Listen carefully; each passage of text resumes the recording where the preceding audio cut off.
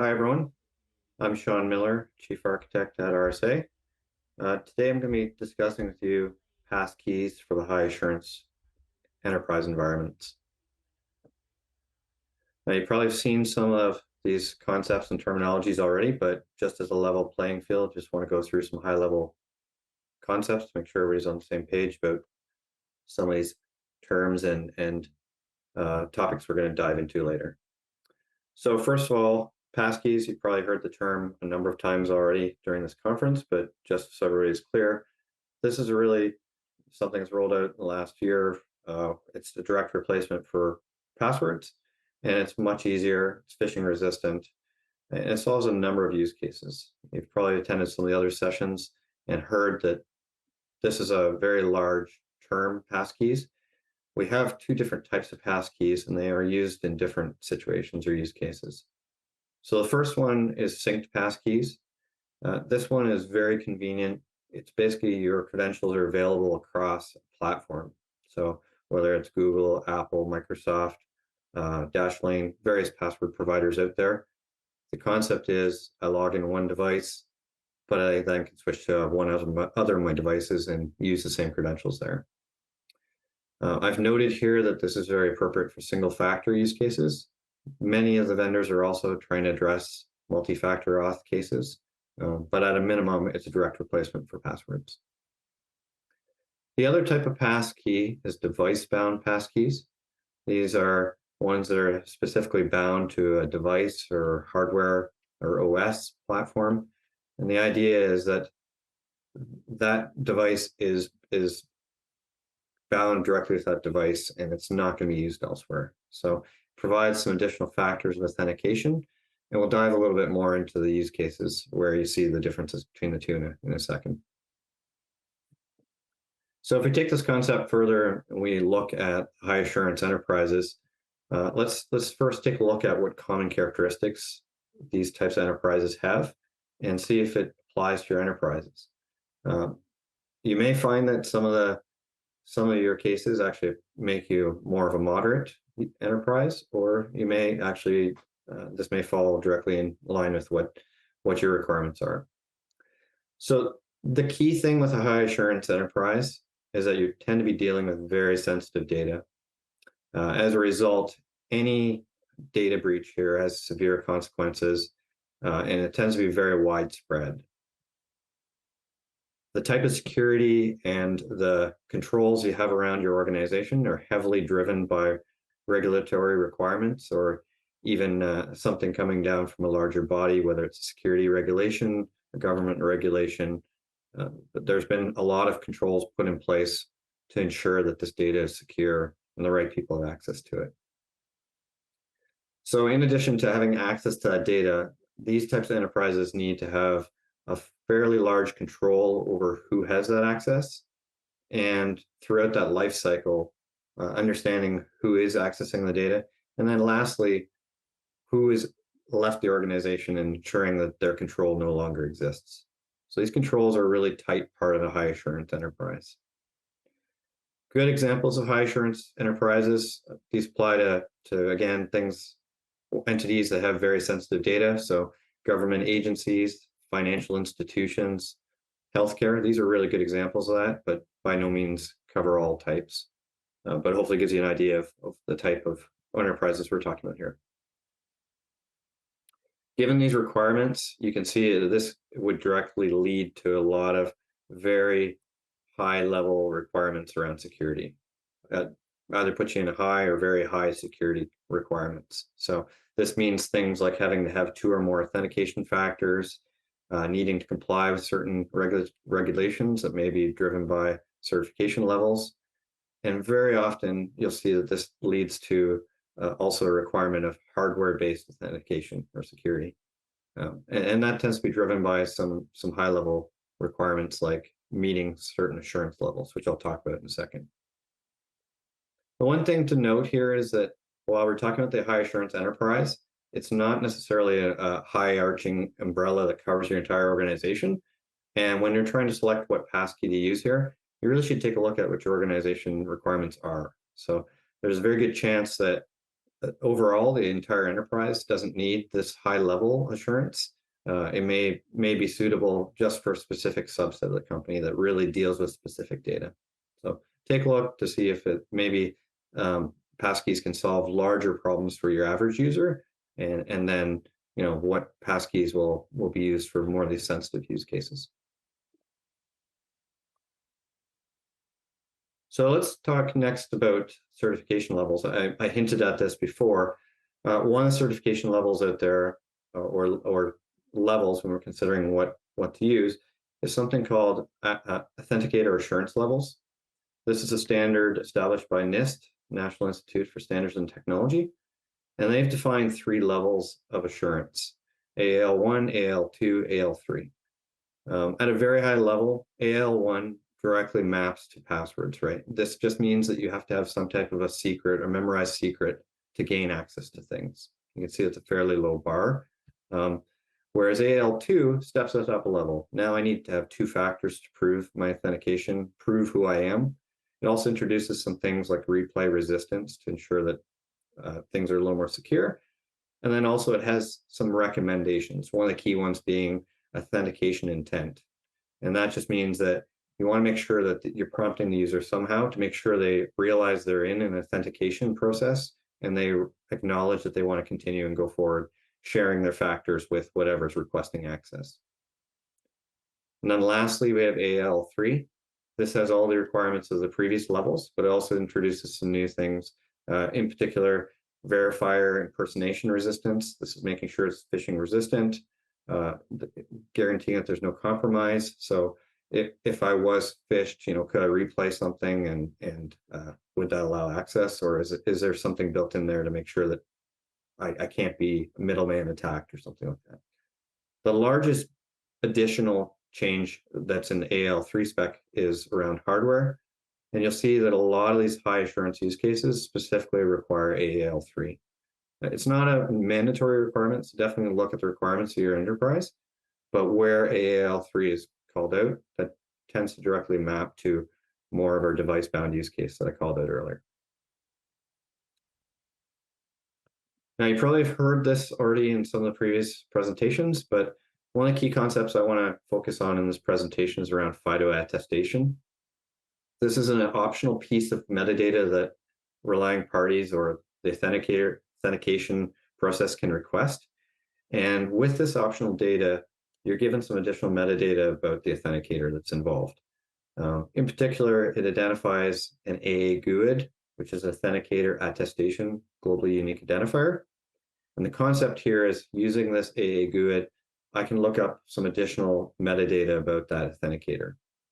Phyto Alliance has this service available. You can access it at any time. The metadata service basically returns a blob of all the available authenticators that have been certified out there, along with their GUIDs. And using that GUID, you can find out some additional information like what the exact type of the device is, what encryption levels it supports, what its capabilities are. For example, does it have additional factors like biometrics or PIN length enforcement, things like that. And then lastly, what certification level has the authenticator gone through with Phyto Alliance? Using these things, the caller gets a much more informed decision, much more informed information to make a decision about what authenticators they want to deal with. Presently, this information is not available from Sync Passkeys. Some of the sync providers are looking at also providing this, or looking at additional mechanisms to provide similar types of metadata.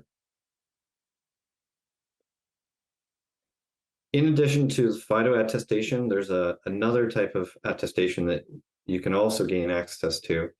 Just a few authentication providers have implemented this, but the idea is that this is a way to actually track devices in your enterprise and ensure that you're only working with managed devices.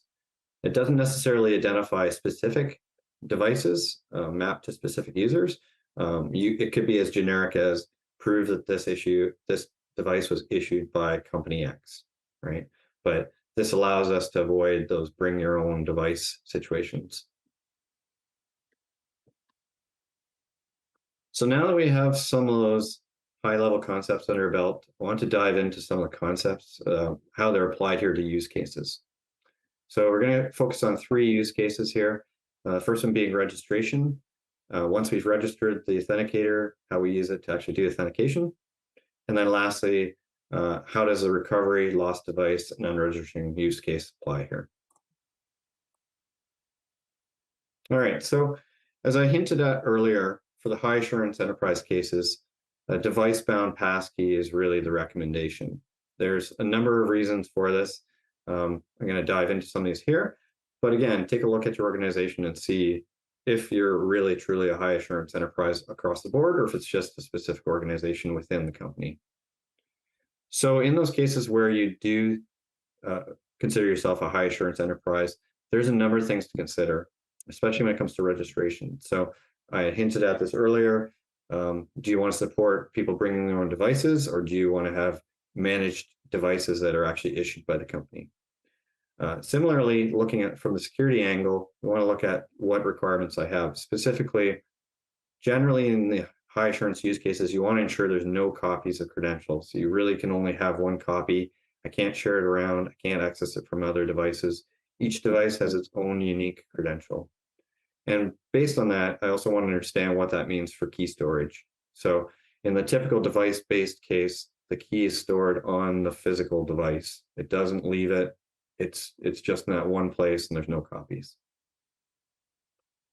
Similarly, authentication intent is a very key thing. You saw it was recommended in AL2. It's definitely a requirement for AL3. So this just tends to apply to the user experience your end users are going to have, but it's generally good practice to make sure they understand they're being asked to authenticate, and you're going to be prompting for some additional factors. Lastly, you want to understand what types of factors may be required here. So specific companies may require biometrics all the time, for example. You may have some requirements around pin length. They need to be at least 4 characters long or greater, something like that. And then also what AAL factor maps to you.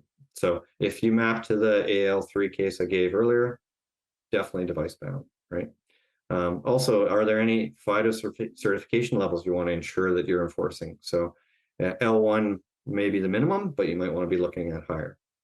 And then lastly, you may have done some due diligence to find specific authenticators out there that you want to isolate your experience to, in which case you're going to be really looking at a specific allow list of authenticators that you're only going to allow in your case.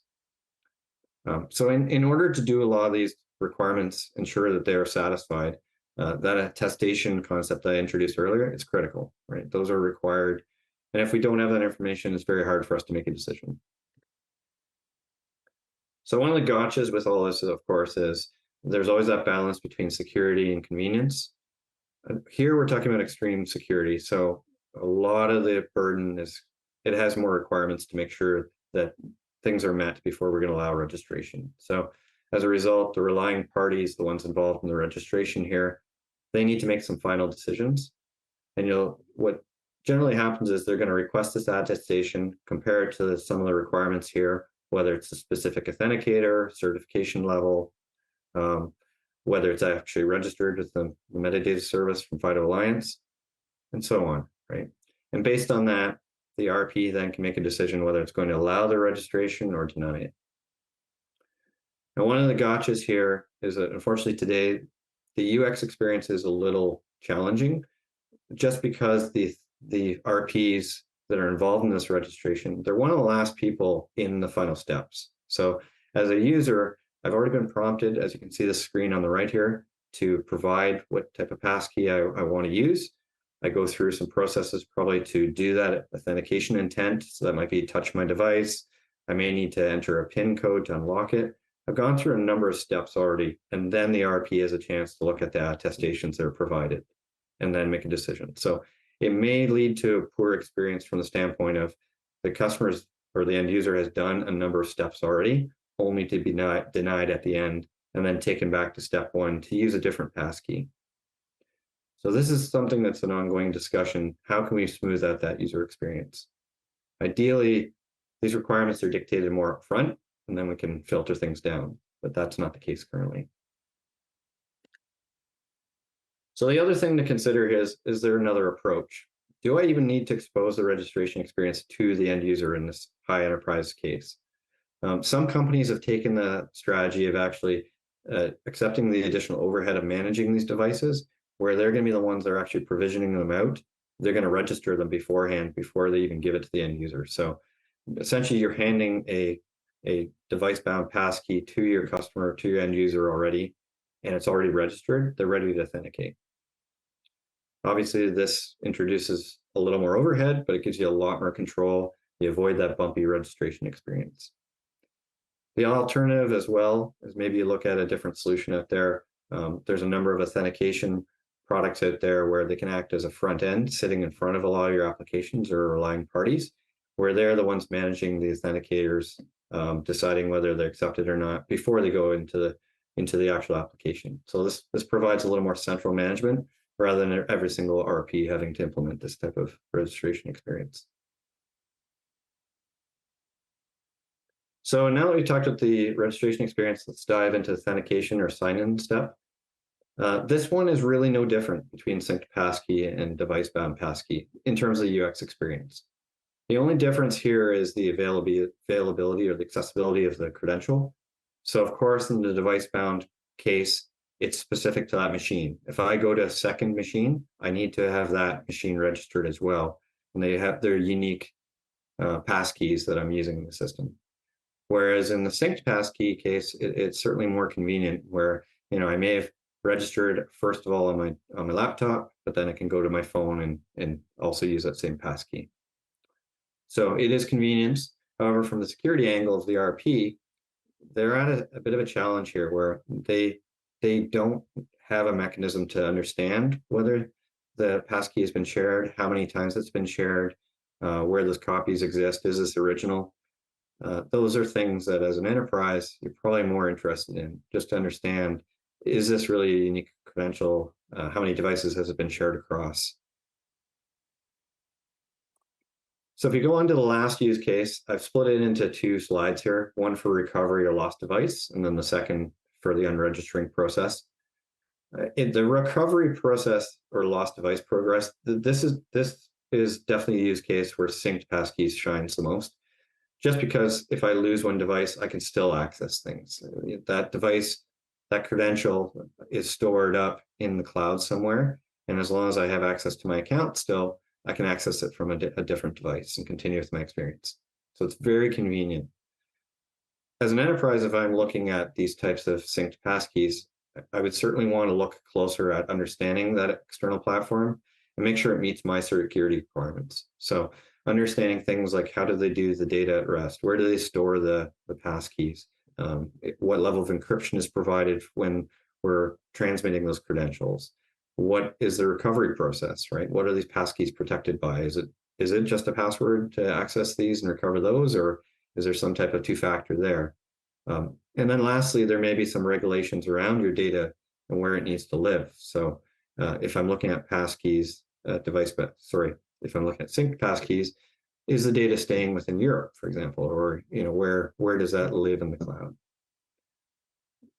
The one challenge here, of course, is in the recovery process. While it's convenient to the customer or the end user, they can gain their credential, they can keep going.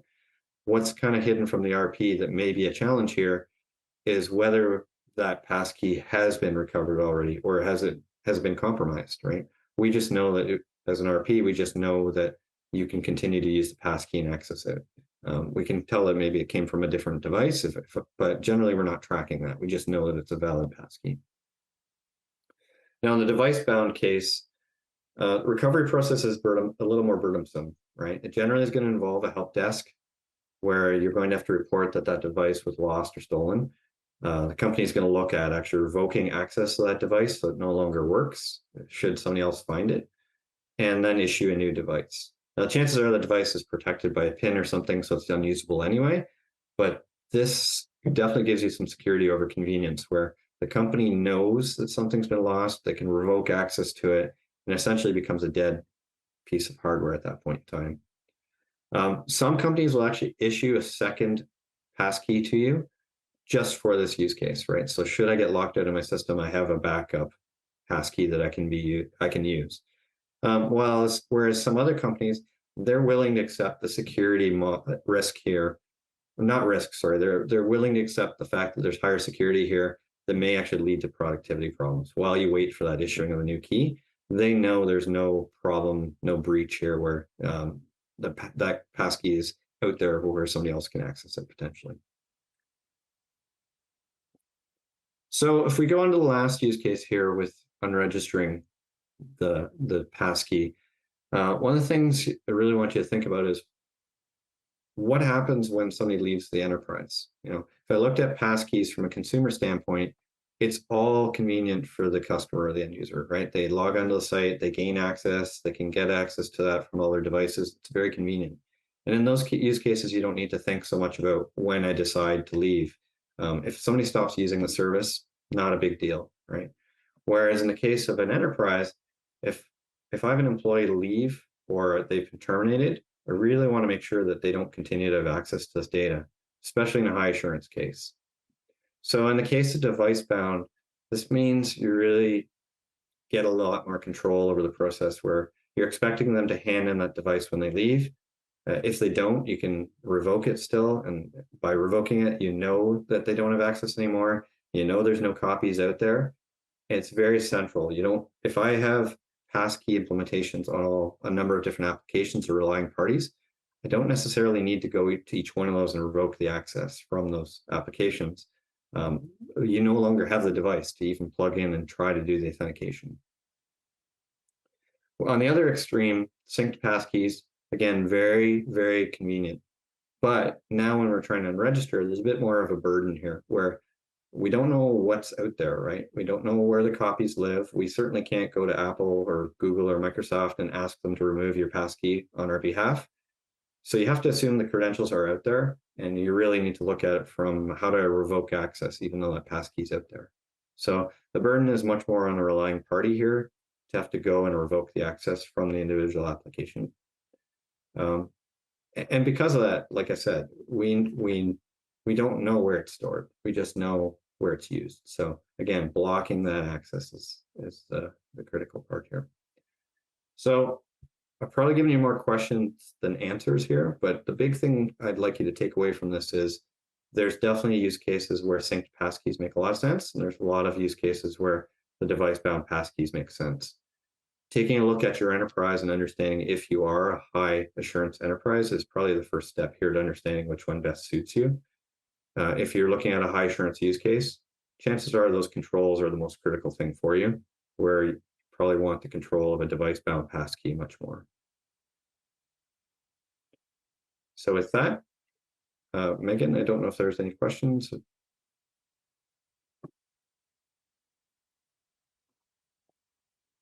Yes, thank you so much, Sean. So a couple questions regarding some of the security levels that you mentioned in your presentation. So one of the questions, so with regard to NIST draft 63-4, is there a sense of where sync passkeys will perhaps, are there references to sync passkeys and where might they live? Where do they live in the draft? I don't know how much I can comment on the ongoing proposed changes there, but certainly there's been discussions about should the comment about hardware bound be so stringent, or are we really looking at the security requirements of that platform instead? So as long as it provides the verifier impersonation or compromise resistance, is that enough to meet AAL3, right? So there's definitely some discussions. It's nothing that's permanent yet, though. Yeah, it's just in draft. Yeah. And then you also referenced the Phyto security levels. So is there like a mapping to those levels to NIST levels? Or is there a certain level that folks should be looking for? Like if they have AAL3 requirements, are they looking for a certain level? And by the way, folks on the line, we can drop you a link to the Phyto. Oh, there you go. Thank you. That's exactly what I was going to do. Yep. So Phyto also certifies its authenticators beyond just compliance and interoperability, but to different security levels. So that's what. Yeah, they don't necessarily map directly to the NIST ones, but you can see here that there is some rough breakout, very focused on right now, whether they're hardware protected for some of those higher levels. But the base level, even L1, we're making sure that it's phishing resistant. It follows really good encryption protocol practices. There's a lot of boxes you check just by having L1, right? And anything that's listed on Phyto Alliance's metadata service meets at least L1. Yeah, exactly. So I just wanted to, we did have a couple questions because I know you mentioned L1 in one of your other slides. Um, and then so just to clarify so you had a slide on registration regarding the RP's control is really only limited to the end. So just to clarify, the platform will ask the user for essentially what's available on their device, but that doesn't take into account what is allowed by the organization. Exactly. Yeah. And then it would be rejected because it's not allowed. Okay. Exactly. Yeah. Yeah. That's the challenge right now. Is there's nothing up front where you can say, okay, I need you to at least consider these requirements in the list you're going to present to the user. They're allowed to pick anything at the start, and it's only at the end where it gets whittled down. Great. Okay. Thank you. So revoking access for device-bound passkeys, for old passkeys, is that managed in a centralized manner typically? For device bound? The question says device bound, but I think that we're talking about, I think that question should be about synced. If Casper, if you want to clarify, it sounds more like it would be about synced passkeys, but so just to clarify, revoking requires to be revoked on each device for each RP for a synced passkey. So let's cover both just to make sure we answer the question fully. So in the device bound case, really you only, at a minimum, you just need to hand in the physical device, right? And you've ensured now nobody can use that. It would be good to clean up that access on all the RPs, but it's certainly not mandatory because they don't have the original to use anymore, right? Whereas in sync passkey case, you don't have access to the original. So you have to go to all the RPs and revoke the access there. Okay, thanks for clarifying that. So thank you so much. With that, I think that we can wrap. Thank you so much, Sean. I just have a few items to talk about before we wrap, but what an excellent summit.